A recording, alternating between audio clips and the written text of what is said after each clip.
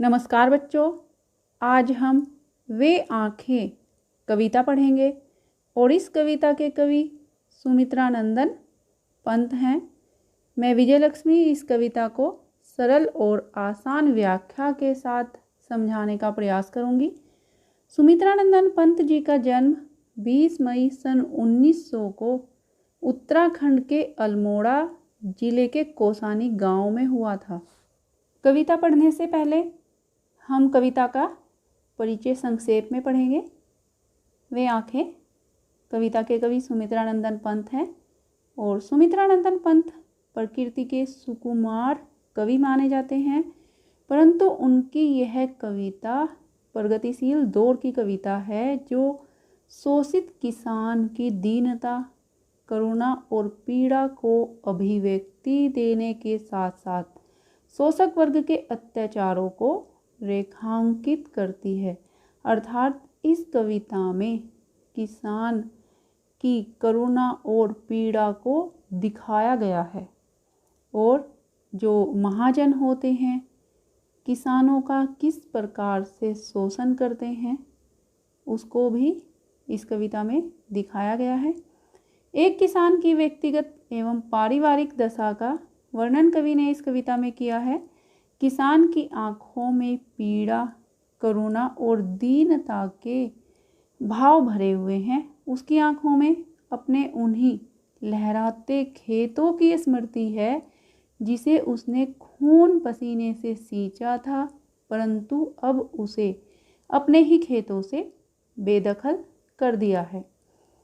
किसान ने महाजन से कुछ रुपए पैसे उधार लिए थे और महाजन ने यह रुपए किसान को ब्याज पर दिए थे। जब किसान महाजन का कर्ज नहीं चुका पाता तो किसान के खेतों पर महाजन अपना अधिकार जमा लेता है और उसे खेतों से बेदखल कर देता है। तो इस कविता में किसान की आँखों में अपने उन्हीं लहराते खेतों की स्मृति है, अर्थात यादें हैं जिसे उसने अपने खून और पसीने से सींचा था, लेकिन अब महाजन ने उसे अपने ही खेतों से बेदखल कर दिया है। महाजन ने अपने पैसे और ब्याज वसूलने के लिए उसके घर और बैलों की जोड़ी को बिकवा दिया है, तो जमींदारों ने अत्याचार की सीमा पार करते हुए उसके जवान बेटे को मरवा डाला है। कहने का अभिप्राय है कि महाजन और जमींदारों ने अपने पैसे और ब्याज वसूलने के लिए किसान के घर और बैलों को तो बिकवा ही दिया, साथ में उस पर इतना अत्याचार किया कि उसके जवान बेटे को भी मरवा दिया। इस प्रकार से किसान का पूरा परिवार बिखर जाता है। किसान की पत्नी दवा के अभाव में तो उसकी दूधमुही बच्ची दूध और देख रेख के अभाव में चल बसी है। किसान के पास धन नहीं है, इसलिए उसकी पत्नी को दवा नहीं मिल पाती, वह मर जाती है और जो उसकी नन्ही बच्ची है उसको दूध नहीं मिलता और उसकी देखरेख करने वाला अब कोई नहीं है, इसलिए उसकी मृत्यु भी हो जाती है। विधवा पुत्र वधू भी कोतवाल की कुदृष्टि का शिकार होकर कुएं में डूबकर मर गई है और जो विधवा पुत्र वधू है उस पर कोतवाल अपनी बुरी दृष्टि रखता है, बुरी नज़र रखता है, इसलिए वह भी कुएं में डूब जाती है और मर जाती है। पिछले सुखों की स्मृति को याद कर उसकी आंखों में थोड़ी देर के लिए चमक आ जाती है और वास्तविकता का अनुभव होते ही वे स्मृतियां हृदय को आहत करने लगती है। जब किसान को अपने अतीत की याद आती है तो कुछ देर के लिए उसकी आंखों में चमक आ जाती है, लेकिन जब उसे वास्तविकता का अनुभव होता है तो वही यादें उसके हृदय को दुख पहुंचाती हैं। कविता के संदर्भ में आप कविता और कवि का नाम लिखोगे और कविता के जितने भी पद हैं उन सभी के प्रसंग में लिखा जाएगा। कवि का हृदय शोषण की मार झेल रहे किसान को देखकर दुखी है, इसलिए उस शोषित किसान की दशा तथा समाज के उसके प्रति व्यवहार का वर्णन कवि ने यहाँ किया है।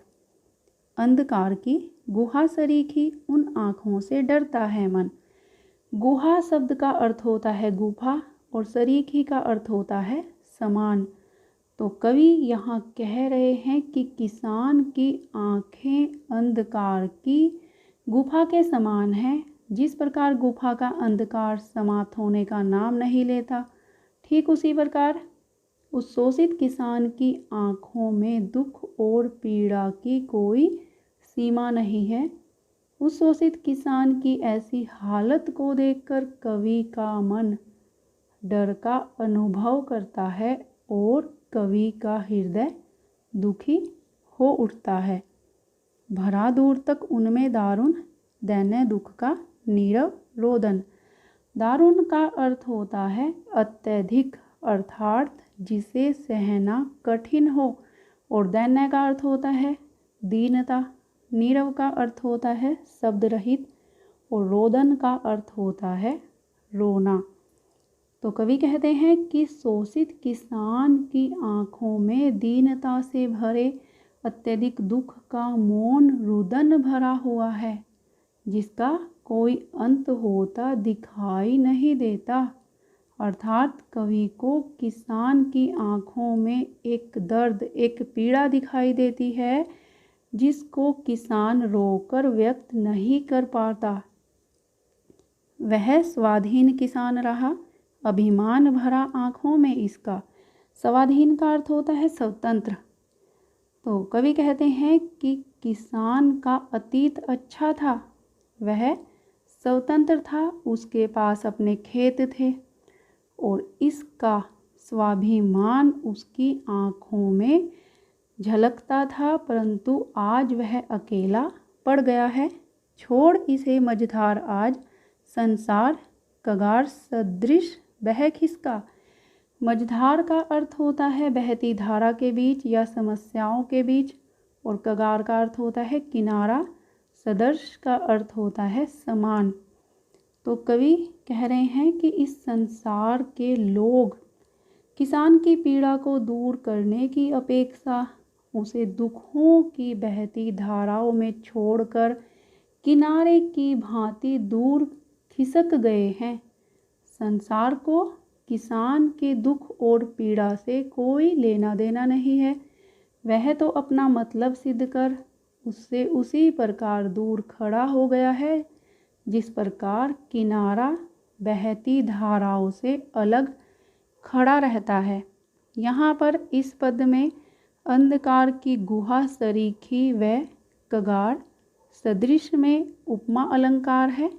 दारुण, दैन्य, दुख में अनुप्रास अलंकार है, और इस पद की भाषा संस्कृतनिष्ठ खड़ी बोली है। लहलाते हुए खेत दीर्घों में हुआ बेदखल वह अब जिनसे। दीर्घों का अर्थ है आँखें या आँखों।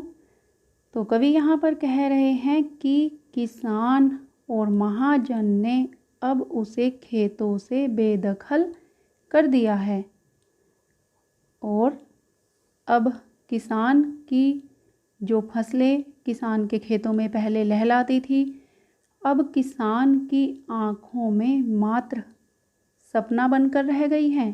क्योंकि अब किसान को जब कभी अपनी फसलों की याद आती है तो वह बहुत अधिक दुखी हो जाता है।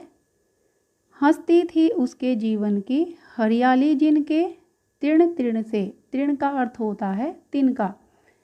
और किसान के जो लहलाते खेत थे, उनके फसलों के तिनके तिनके से किसान के जीवन की हरियाली झलकती थी। अर्थात किसान अपने खेतों में फैली हरी भरी लहलाती फसलों को देखकर फूला नहीं समाता था, किंतु अब यह फसलों से जिस खुशी का अनुभव करता है वह तो आज सौपन मात्र बनकर रह गई है।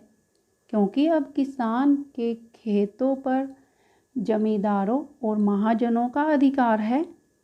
आँखों में ही घूमा करता वह उसकी आँखों का तारा। आँखों का तारा एक मुहावरा है और इसका अर्थ है बहुत प्यारा। तो किसान का एक बेटा था और वह बेटा किसान को बहुत अधिक प्यारा था और उसकी छवि किसान की आँखों में ही अब घूमती रहती है।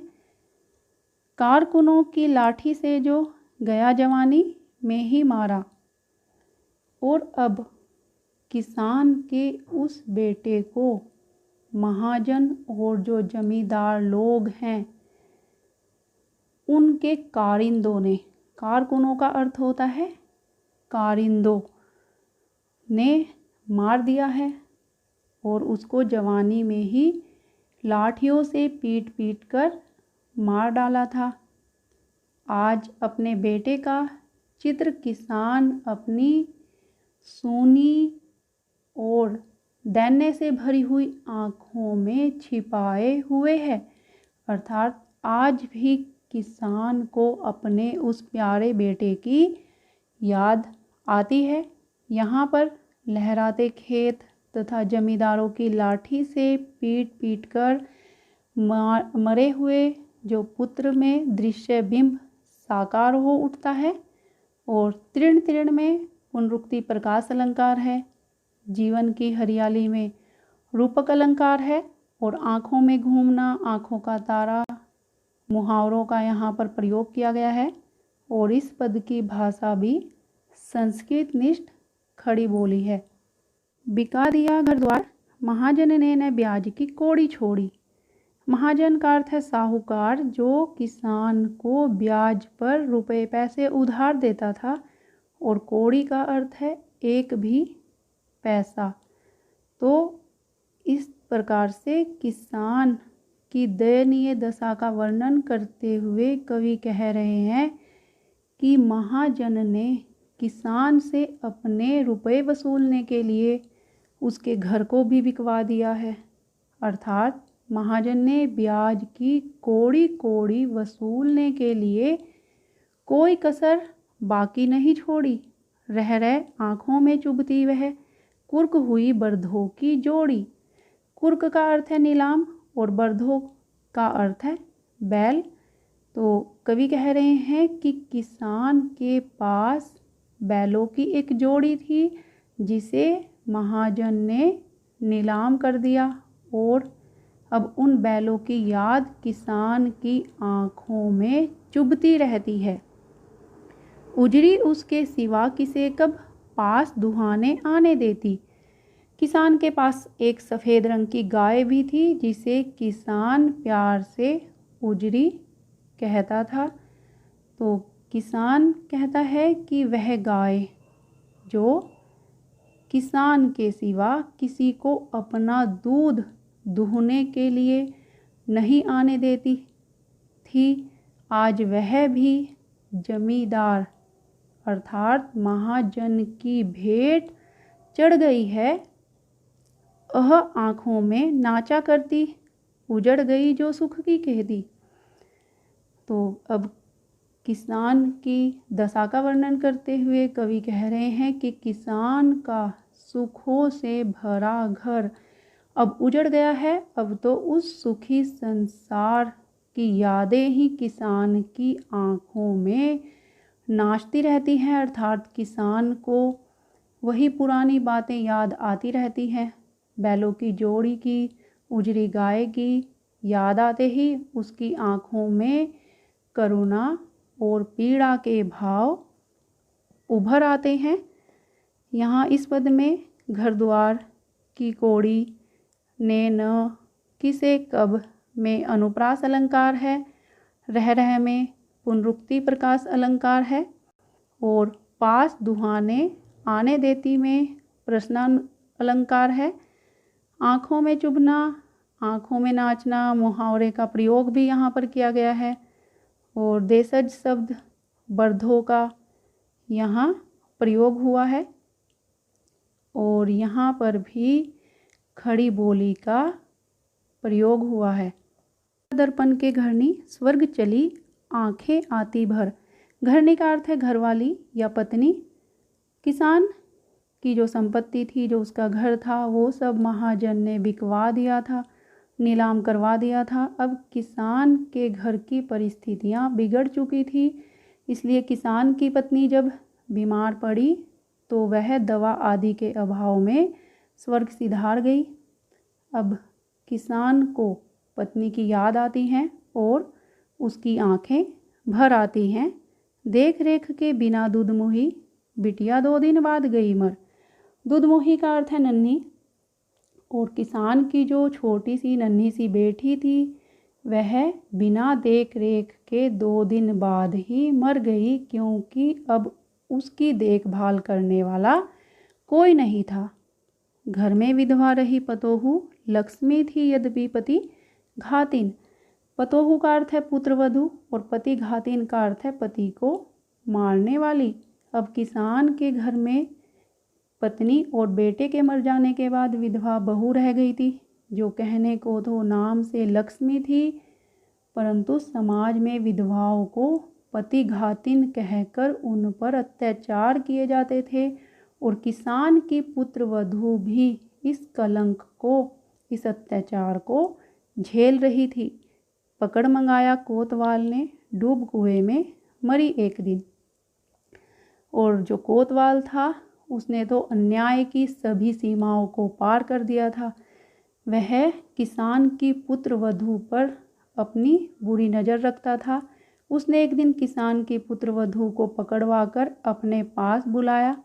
किसान की पुत्रवधू इस कलंक को सहन नहीं कर सकी और एक दिन कुएं में डूबकर उसने अपनी जान दे दी। इस प्रकार किसान का पूरा परिवार बिखर गया।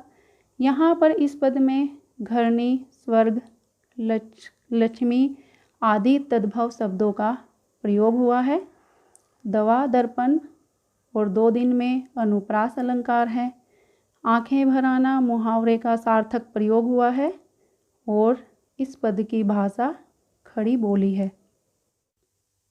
खैर पैर की जूती जोरू न सही एक दूसरी आती। यहाँ पर जोरू शब्द का अर्थ पत्नी से है, तो कवि का कहना है कि किसान मानता है कि पत्नी तो पैर की जूती के समान है।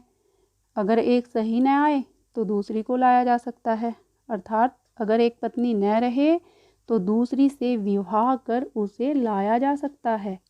पर जवान लड़के की सुध कर सांप लौटते छाती फटती।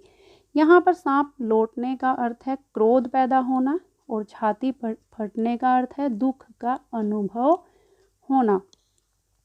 तो यहाँ कवि कह रहे हैं कि जब किसान को जवान बेटे की मौत की याद आती है तो किसान के हृदय में दुख के भाव, क्रोध के भाव उमड़ने लगते हैं और दुख के कारण उसकी छाती फटने लगती है।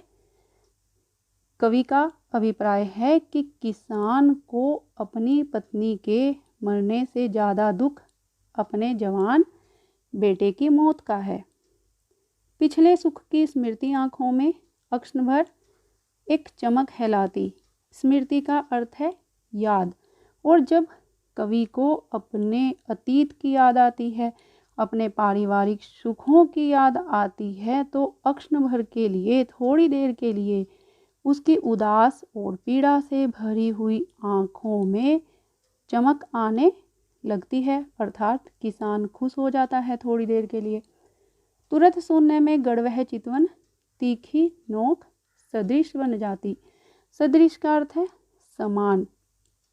और जब किसान को वास्तविकता का आभास होता है तो यही यादें जो अभी उसे सुख का अनुभव करा रही थी, वही याद तीखी नोक की भांति बनकर उसके हृदय में चुभने लगती है।